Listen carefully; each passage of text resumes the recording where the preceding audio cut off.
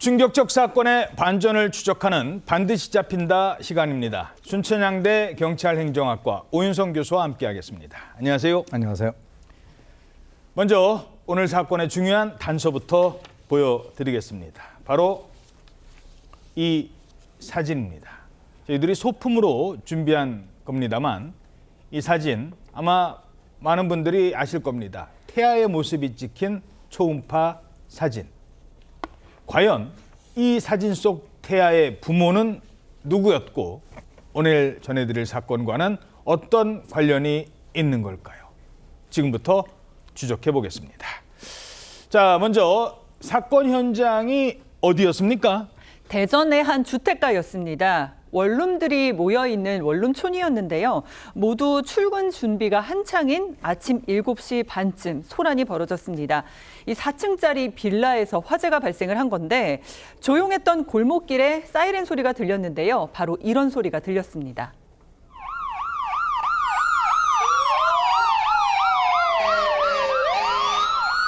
잠깐만, 이거는 사이렌 소리가 하나가 아니라 여러 개가 나네요. 네, 그렇습니다. 소방차 사이렌 소리와 경찰차의 사이렌이 동시에 울리고 있는 상황인 겁니다. 그러니까 한마디로 단순 사고가 아니라 큰 사건이 벌어졌을 가능성도 있는 겁니다. 화재가 난 곳은요, 빌라 출입문에서 반계단 정도 올라가면 있는 101호였습니다. 119 신고가 접수된 지 10분 만에 완진이 됐는데 다행히 다른 집으로 번지지는 않았습니다. 10분 만에 꺼졌는데. 네, 그런데요. 잿더미로 된 101호 안에서 사망자가 발생했습니다. 사망자는 이 집에 살고 있었던 20대 중반의 여성 A씨였습니다. 이 침대 위에 이불을 덮고요. 누운 모습으로 발견이 됐는데 다른 지역에서 가족들과 살다가 1년 전쯤에 취업이 돼서 대전으로 오게 된 겁니다. 그래서 혼자 살고 있었던 사회 초년생인데 변호사님, 이 피해자가 이불을 덮은 채로 발견이 됐잖아요. 불이 났는 줄도 모르고 자다가 끝내 탈출을 못한 그런 상황 아니었을까요? 일단 침대 위에 누운 모습이라 그렇게 보였습니다. 그런데 잿더미가 된 화재 현장 자세히 들여다봤더니 불이 시작된 지점과 관련해서 이상한 정황이 발견됩니다. 시작된 지점? 바로 이것 때문이었는데, 자, 사건 현장 가스레인지를 재현해서 만든 것인데 레버가 돌아가 있습니다. 사용 중인 것처럼.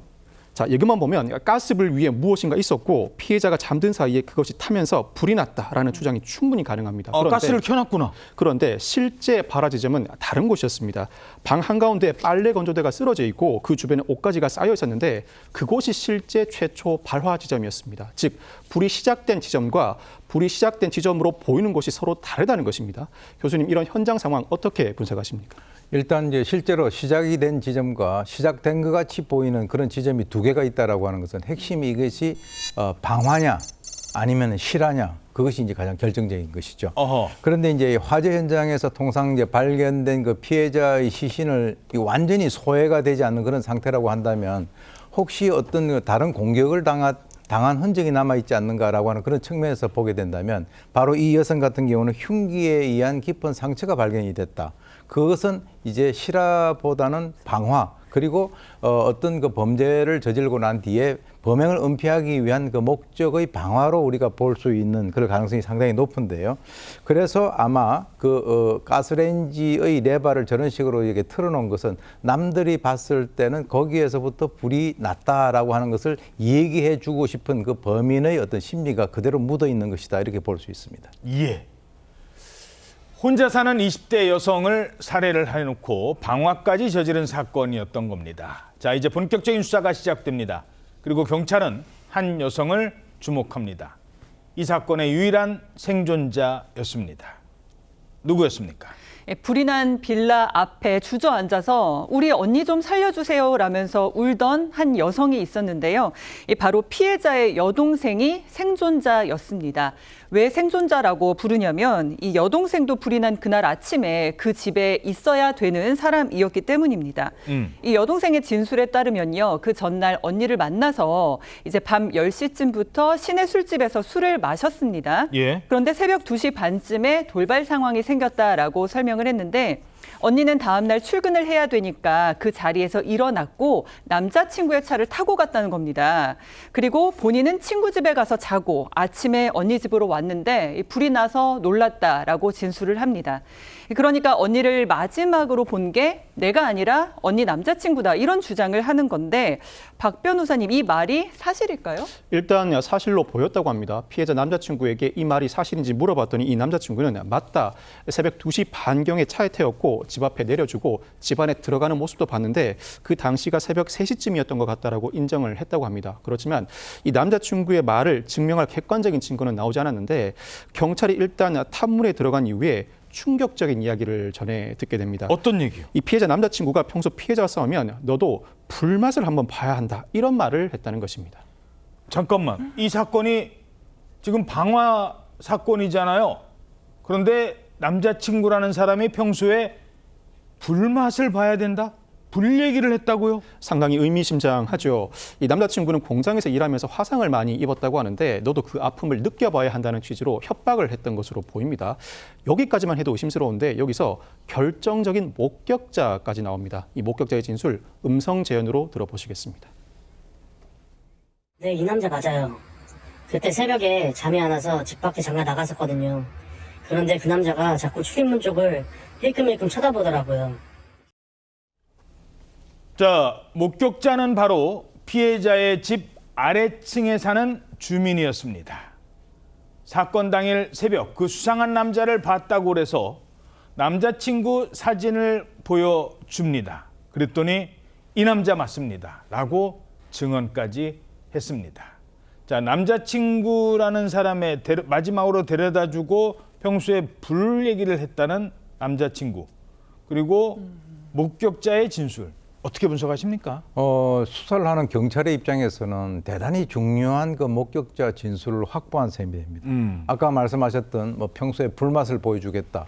그랬는데 이 남성이 새벽 5시에 잠이 안 와가지고 담배 한 대 피려고 나가 보니까 그때 당시에 바로 이 어떤 남성이 어슬렁거리더라. 흘끔흘끔 쳐다보더라. 그랬는데 경찰이 그때 그 당시에 사진을 이 남자친구의 사진을 보여주니까 이 남자가 맞는 것 같다라고 하니까 이게 얼마나 어떻게 보면 경찰의 입장에서는 수사가 금방 풀렸네요. 급진전될 수 있는 그런 상황이죠. 예. 그런데 이제 여기에서는 우리가 꼭 짚어야 될 점이 두 개가 있습니다. 어떤 겁니까? 첫째는 그렇다면 이 목격자인 이 남성이 그날 새벽 어둠 속에서 본 거 아니겠습니까? 그렇죠. 예, 그런데 어떻게 이 사진을 보여주니까 이 사람이 맞다라고 단정을 할 수 있는 그 근거가 과연 뭔가? 그 깜깜한 데서 봐놓고. 그렇습니다. 그것을 좀 그 남성은 봤는데 이 남자인지는 모르겠다라고 해야 그게 어떻게 보면 정상인데요. 야, 예. 이 남자 맞는 것 같다라고 얘기를 했고 예. 또 이제 가장 결정적인 것이 이제 중요한 용의자로 대두가 된 이 남자친구 같은 경우는 이미 진술을 해서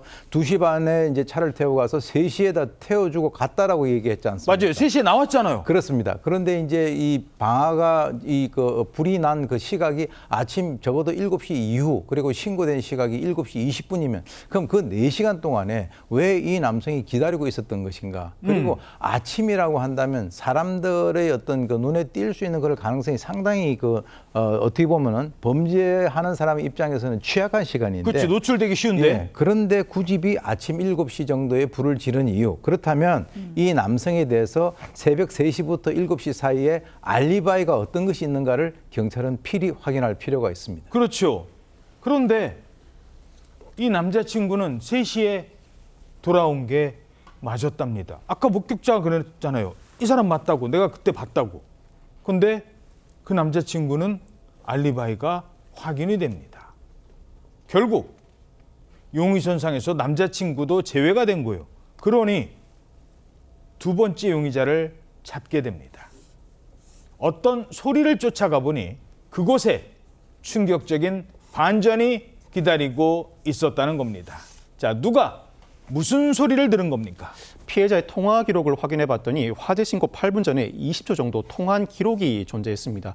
물론 20초 길지 않은 시간이지만 생존을 증명하기에는 충분했는데 경찰은 바로 이 8분에 주목합니다. 이 시간을 좁혀서 다시 탐문에 나섰는데 그 과정에서 빌라 주민이 그날 아침 이상한 소리를 들었다고 진술하기 시작했습니다. 바로 이런 소리였습니다. 잠깐만.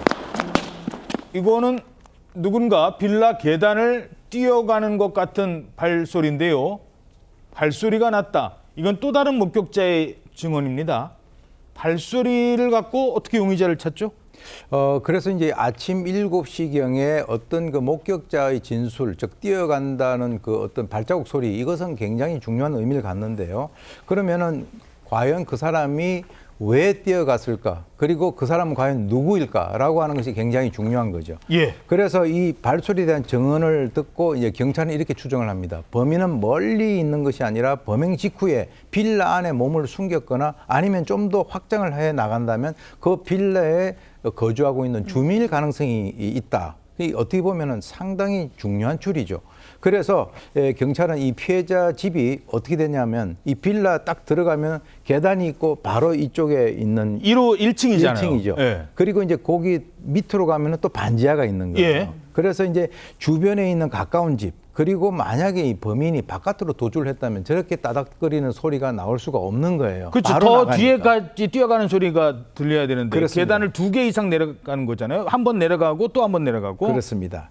그렇다면 빌라 어딘가에 분명히 범인의 흔적이 있을 것이다라고 경찰이 추정을 했는데 상당히 타당한 추정을 기초로 해서 수사를 진행해 나갑니다. 자, 보통 이 빌라 계단이 한 번 올라가고 중간에 멈췄다가 또 한 번 올라갑니다. 한 6계단 올라가고 멈췄다가 6계단. 만약에 1층에서 바깥으로 나갔다면 한 6개, 서너 개 들리다 말았겠죠. 근데 다다다다닥, 다다다다닥. 자, 경찰은 혈흔 반응을 일으키는 이른바 루미놀 시약을 빌라 전체에 드디어 뿌려봅니다. 혈흔을 알 수 있는 파란빛이 나타나는 시약입니다. 그 약을 따라갑니다. 혈흔이 어디까지 갔을까요? 용의자가 어디로 갔을까요? 찾았습니까? 찾았습니다. 그 파란 흔적을 쫓아가 봤더니요. 어디였냐면 정말 충격적이게도 그 빌라 지하 01호였습니다. 앞에 뭐가 더 있죠? 네. 그 새벽에 수상한 남자를 봤다고 했던 그 목격자 20대 남성 김 씨의 집이었던 겁니다. B01호 지하 1층. 지하 1층이었던 겁니다. 자, 아니 그럼 범인이 그동안 목격자인 척, 아까 목격자라고 했잖아요. 사진 보여주니까 이 남자 맞다고 했잖아요. 그 사람이 범인이었던 겁니까? 네, 정말 강하게 지금 의심되는 상황인데요. 그런데 만약에 그게 사실이라면 만약에 섣불리 접근을 했다가 자백도 못 받고 영영 미제 사건이 될 수도 있으니까 경찰들은 아주 조심스럽게 접근하기로 했습니다. 어허. 먼저 화재 피해 상황을 좀 살펴보는 척 그 남성의 집안을 좀 살펴봤던 겁니다. 불난 집 바로 밑에 층이니까. 네, 그 B01호에 가서 이제 집안을 살펴보겠다라고 했던 건데요. 세탁실에서 수상한 부분을 경찰들이 발견하게 됩니다. 다른 빨래는 다 빨래 바구니에 담겨져 있는데요. 예. 검정색 점퍼와 청바지만 그 세탁기 위에 이렇게 걸쳐져 있었다고 합니다. 검정색 점퍼와 세탁기만 따로. 왜 따로 뒀을까요? 우리가 이제 통상 물건을 분류한다라고 하는 것은 그것에 대한 처리를 따로 해야 된다라고 하는 것을 의미를 예. 합니다. 그래서 어떻게 보면은 루미놀 반응이 이 범죄 현장에서 이 남성의 집까지 이어졌기 때문에 이미 상황 끝난 거예요. 아, 그 혈흔이 계속 지하 1층까지 내려갔어요? 네, 과학 수사적인 측면에서 봤을 때는 명확한 겁니다. 자, 그런데 만약에 따로 놔둔 이 점퍼와 이 청바지가 이 범행 때 만약에 입었던 거라면 거기에 필히 어떤 그 피해자 혈흔이라든가 이런 것들이 남아 있을 그럴 가능성이 있다는 거죠. 예. 그렇다면 통상 이 혈흔이 묻어 있는 이런 그 범행 때 사용했었던 의복이라든가 이런 것들은 태우거나 버리는 것이 일반적인데. 그렇죠. 왜 태우질 않았을까요? 이거는 제가 아마 그 봤을 때는 이 사람이 직접 전화 이렇게 신고를 했잖아요. 아, 화재 그렇죠. 신고. 불났다고. 그래서 정신적, 시간적 여유가 없었다라고 저는 봅니다. 아. 그래서 그렇다면 차라리 어디 가서 멀리 버리고 하는 것보다는 집안에서 이 세탁을 하는 것이 훨씬 더 자기에게는 유리할 것이다 이렇게 판단했을 가능성이 있고요. 자, 그러니까 본인이 불이 났다고 119에 신고를 하는 순간 이 사건에 개입을 하기 때문에 그때부터는 심리적으로 본인도 쫓기는 거군요. 그렇습니다. 그래서 이제 뭐 그러면 그 기간 동안에 어디 갔느냐 하는 이런 얘기를 갖다가 해야 되니까. 예, 해야 되니까. 그래서 이제 이렇게 얘기를 합니다. 실제로 이제 경찰이 해당 옷가지를 달라고 그러니까 의외로 가져가세요. 이렇게 얘기를 갖다가 했다라고 하는데 거기에 사족을 붙입니다. 뭐라고요? 근데 며칠 전에 친구하고 몸싸움을 했는데요. 그때 뭐 묻어 있을 수도 있어요라고 얘기했다는 것은 싸움하면은 나오는 것이 거기서 뭐 콧물이 나오는 게 아니지 않습니까? 예. 피가 나올 수 있다라고 하는 그 얘기를 했는데 경찰은 이미 루미놀 반응까지도 확인했고 그렇게 얘기를 하는 것을 봐서는 아마 그때쯤이면은 거의 이 범인을 특정을 했을 거라고 봅니다. 그렇죠. 본인도 아는 겁니다. 여기에 혈흔이 있다는 건 내 옷에. 그래서 친구랑 싸워서 생긴 거다. 바로 알 수 있습니다. 결국 여기까지 쫓긴 겁니다. 혈흔은 피해자의 DNA가 나오게 됩니다. 자, 점퍼에서 이제 혈흔과 함께 DNA가 나왔습니다. 범행을 인정합니까? 김 씨는 범행을 부인하다가 증거를 제시하자 점점 입을 열기 시작합니다. 그렇지만 자신은 단순히 돈을 훔치러 갔었을 뿐이고 피해자가 살해된 것이나 불이 난 사실은 모른다고 주장합니다. 그러자 형사들은 이 김 씨의 입을 열기 위해서 최후의 카드를 생각해내는데 바로 이것이었습니다. 소품으로 제작한 아기 초음파 사진인데 경찰은 김 씨에게 이런 말을 합니다. 곧 태어날 아기를 생각해서라도 사실대로 말해달라. 곧 태어날 아기? 아니, 그 김 씨한테 아기가 있어요? 그렇습니다. 김 씨의 아내가 임신 중이었던 건데요. 그러니까 김 씨는 경찰에 이렇게 진술을 했습니다. 아내가 출산을 앞두고 있어서 목돈이 필요했고 그래서 범행을 저질렀다라고 말을 한 겁니다. 이 김 씨의 진술 내용은 이런데요. 목돈이 필요한데 일은 다 끊겼고 또 돈은 없고 그래서 그날 술을 잔뜩 마시고 집에 들어가던 길이었다고 합니다. 그런데 근데 이게 1층 반층 계단 올라가서 101호였잖아요. 예. 그러니까 자기 집을 가면서도 그 1층 101호의 집에 문이 열려 있는 걸 본 겁니다. 현관문 열리는 걸 봤군요. 네, 이렇게 내려가려다가 현관문 열려 있는 걸 본 건데 나에게는 목돈이 필요할 때. 그렇게 1층 현관문 그냥 열려 있는 걸 보고 집에 갔다고 합니다. 그런데 집에 갔는데도 현관문이 열려 있던 그 장면이 계속 생각이 났다고 합니다. 결국 집에서요, 흉기를 챙겨서 이제 그 집을 갔고 돈을 훔치러 갔는데 피해자가 비명을 지르자 이제 살해를 했고 범행을 은폐하려고 불을 질렀다라고 진술합니다. 결국 곧 태어날 자신의 자녀를 위해서 돈이 필요했고 그 돈 구하기 위해서 살인 그리고 방화까지 저지른 겁니다. 하지만 이 피해자 역시 누군가의 귀한 자녀 아닙니까? 왜 그 생각은 못한 건가요? 뭐 그런 생각을 뭐 하지 않았기 때문에 그런 그 범행을 저질렀겠죠. 사실 새로 태어날 아기를 위한 자금을 마련하기 위해서 열심히 돈을 버는 것이 아니라 사람을 살해한다라고 하는 것은 보통 사람들은 상상하기 거의 불가능한 그런 일입니다. 그래서 알고 보니까 이 사람이 전과가 상당히 화려했어요. 강도를 포함해서 전과 14범이었다는 거죠. 전과 14범. 예, 그래서 일단 보통 사람은 아닌 것으로 이제 밝혀졌는데 이 보통 이런 어떤 본인이 범행을 해야 되겠다라고 하는 그런 시각으로 모든 것을 보면은 다 그렇게 보이거든요. 예. 그날 오전 5시에 그쪽을 지나가면서 문이 열린 것도 봤고 또 이 피해자가 상당히 술에 취해 있는 것도 목격을 했단 말이죠. 그렇다면 자기가 거기 들어가서 물건을 훔치거나 뭔가를 할 수 있겠다라고 생각을 했는데 막상 거기 들어가서 이 사람의 진술에 의하면 그 피해자가 깨어나서 고함을 지른다든가 하는 그 상황에서 본인이 살해를 하고 그리고 난 이후에 바로 그걸 은폐를 하기 위해서 불을 질렀다. 우리가 이렇게 볼 수가 있는 것이죠. 예. 아래층 사람이었거든요. 근데 그 집엔 자기 부인도 있어요. 임신한 아내도 있고 한동안 그 집에서 살았습니다. 왜 범행 현장을 떠나거나 그러지 않고 그곳에 머물러 있었던 걸까요? 원래 이제 등잔 밑이 어둡다라고 하는 얘기가 있죠. 그래서 이제 범인은 원래 가까이 있는 법인데 만약에 이 살인 사건이 나고 불이 나는 이런 엄청난 사건이 났는데 바로 그 밑에 있는 사람이 도주를 한다라고 한다면 그건 당연히 의심을 받을 수밖에 없는 그런 상황이 될 것이고요. 차라리 이 그 범인의 입장에서는 119에다가 직접 자기가 신고를 해가지고 최초 목격자로 이게 등록을 해놓는 것이 훨씬 더 가까이 가서 의심을 덜 받을 수 있을 것이다. 이렇게 이제 아마 생각을 한 것 같은데 거기에다가 경찰이 목격자 진술을 확인하면서 바로 이 남자 친구의 그 사진을 보여줬잖아요. 근데 바로 또 맞다고 했잖아요. 그게 이제 이 사람은 야 나에게 드디어 행운이 왔구나 찬스다. 나 이 사람 본 적이 있다라고 얘기를 함으로써 뒤집어 씌우면 되는구나. 결국 그 남성에게 뒤집어 씌우는 어떤 그런 그 생각까지도 한 것으로 보이는데 그렇게 하면은 자기의 어떤 범행이 은폐가 될 수 있고 자기는 안전할 것이다 이렇게 잘못 생각을 한 것으로 보입니다.